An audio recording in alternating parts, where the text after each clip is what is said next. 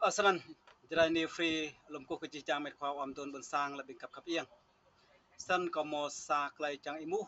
cái dòng mày đây đây đạo suy lẽ đã đã để càng mỡ nào lẽ họ làm rằng cái campa họ làm Johan để lau làm pro năm họ làm nhiều chi cái để sân này cái giờ đã idea khắp idea mi cái lần là tới new break nạc new po mò cái nông sa cho chẳng cơ lấy po đáo cơ anak new năn màu ra lụi ô bẹ đa màu cái tiếp lòng là sân cái này để mỡ ini plus nak để mỡ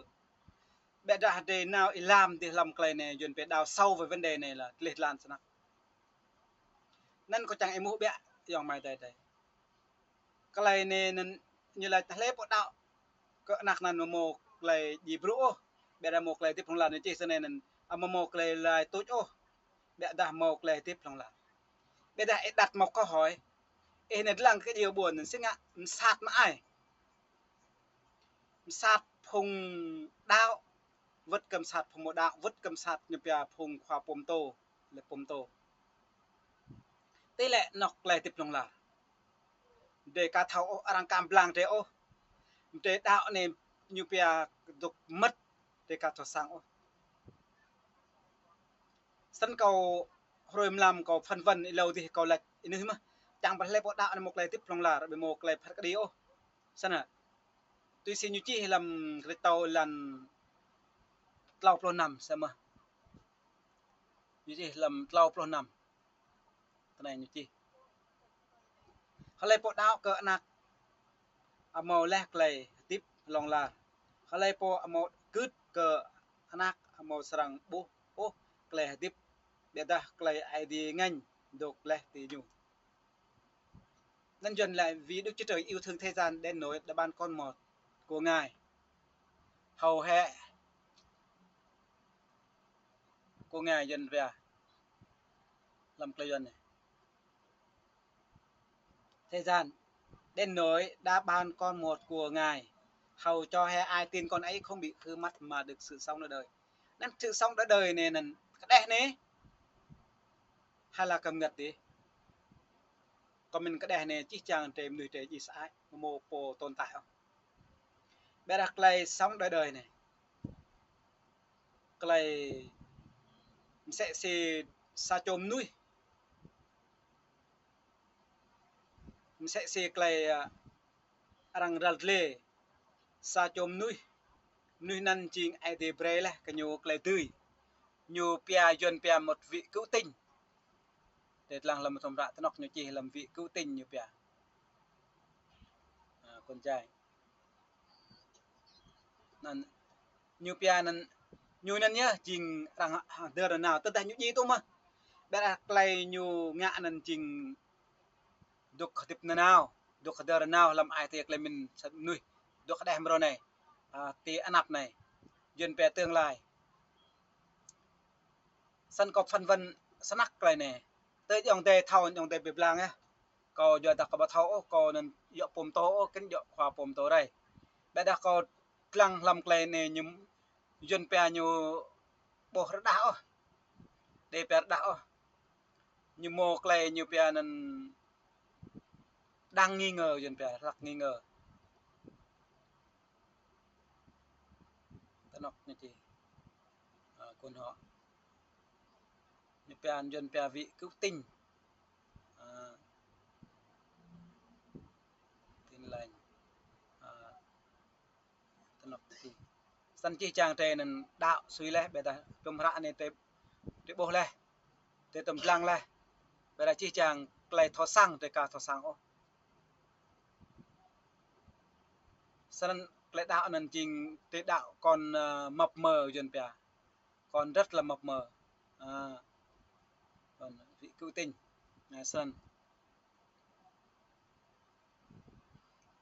tới đã dòng tề thọ sang thọ lỗ bẹ dòng tề bố ya cái này nhiều liên quan dần bè nên lưu cái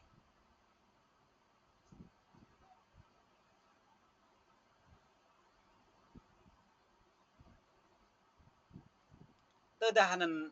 ta lại chẳng lại nên sa chôm nuôi nhu sẽ si mỗi như tuần nào thì Egypto sẽ như chi hay làm bro tao này là vật cơ quan xét sẽ mà như chi sẽ này làm cây chuẩn bro tao Đức Giê-hô-va ban cho dân Israel một vị cứu tinh giải thoát họ khỏi tay dân Aram. Vậy dân Israel lại được sống trong liều trại của mình như trước. Vị cứu tinh mà như chi hay làm quan xét dân bè quan xét. Dân Israel kêu cầu Đức Giê-hô-va và Đức Chúa Trời, Đức Giê-hô-va và Đức Giê-hô-va dậy lên họ cho họ một vị cứu tinh là Othniel, con trai của Kena, em trai Caleb, và ông ấy giải cứu họ. Sau đó nắc này có bộ hình sẽ xin nắc đề này hình tục luôn cờ nục na của san Việt Nam để chẳng sa chôm nuôi bộ phim class có thể để bia bộ phim class chuẩn bia một vị cứu tinh sẽ để tăng mang sa cho phim class sẽ xin nục đơm phùng Israel tăng mang cờ mỗi bây giờ mỗi mà vợ hàng tàu Egypt hàng như bia nên Aaron như bia tàu Egypt nên như Pharaoh san nyu po phùng Pharaoh đi phùng như bia nên nyu tông như gì lo cho nên nhá phùng Pharaoh nên chinh nyu mông gì ô cái mỗi này mỗi nên sẽ chỉ cái con lao nên như chi bằng cái máy á nên con lao có mỗi này rồi rồi sẽ ngã như gì như chẳng phải cái nắp cái mỗi nên như phơi nào thì chân tay làm chân tay nên sẽ ngã mỗi tôm ai thì Jehovah cho ai thì Giêsu họ thì nó cần ai thì Jehovah họ mà mua ai thì Giêsu mà rồi này đốt ai thì Giêsu lâu Jehovah làm nên plom tạc lại phiền duyên bè nên luật pháp cho nên như nào trâu thì như bè này chợ Sinai lên những bộ vui chạ vui bằng làm phun kêu tầm như đi nào tầm nên Jehovah ai đây là lần này trình lần duyên bè đất thánh làm giang về chỗ chép ô sẵn Jehovah nên trình ai đây nên mỗi một tí có người lạt lăng điểm sẽ xì cắm lạ một tí lăng quan tâm nhá cắm lạ có thèm sẽ xì phối điện để hàn một tí lăng không cho nên nè cùi có tầm cho nên nè ai thì bray cái nhôm tầm clay clay như bia nên quyền năng duyên bia bray như vít thì Egypto phim clay phùng luôn tên nan phùng luôn như bia luôn Israel tên nan cho nên nè mừng nan nhá nhiều biến dạng nhiều bìm ly ha sa chôm đi bình thường trở nên duyên bia nên như một điểm đặc biệt sân clay nên có tôi lê có bộ nên có mình nên sẽ chào sẽ sa chôm nó bình thường đối người trẻ bé ta đang bray quyền phép cái nhau này tôi xin như chi làm mà thiệt tịch năm lần tập tịch mà lần năm tôi sai quyền phép trở nên nhiều được nhiều quyền phán xét chuyện bè sân tôi lấy cả bộ sân năm người trẻ này sẽ đơn giản người này bình thường thôi lẽ nhiều nhân chức vụ nhiều trở thành sẽ bây giờ sẽ nhiều sa cho sẽ khoa cảnh sát đi công an nháซึ่งxăm lên nhau hay là đồng phục nhau để cáo đồng phục nhau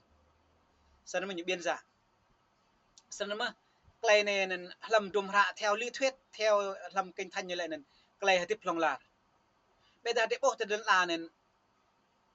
đa chụp lô thôn đa pan lô thôn đa lọc lô thôn pap lô thôn gì vậy mà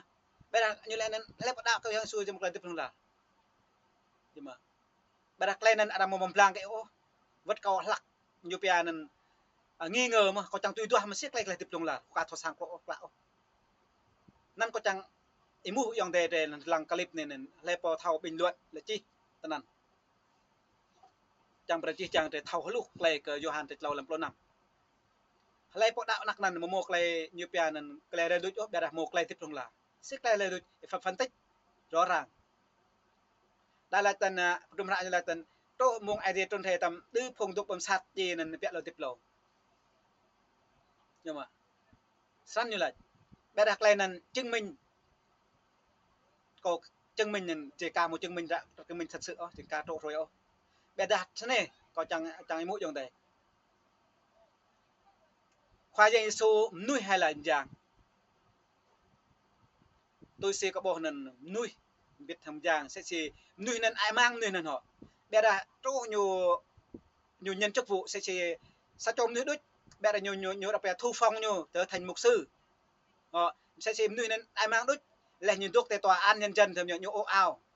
làm tham phát cái đề là nhiều một quyền phép sao mà sao cho nuôi sao làm nuôi bởi vì có bộ nhiều chi lạ xịt này sao nên nhiều tê sạc lạ xịt tê bộ nhiều chi làm Johan làm Johan nhiều chi sao này Johan thì sa lần sai làm propa chi sao này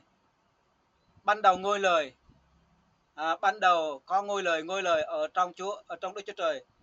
và Đức Chúa Trời là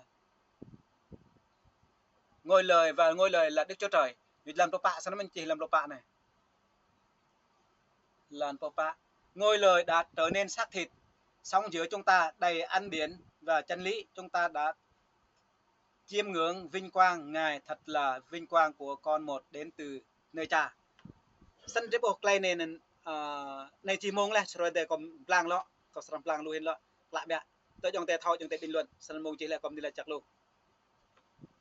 hay là cái này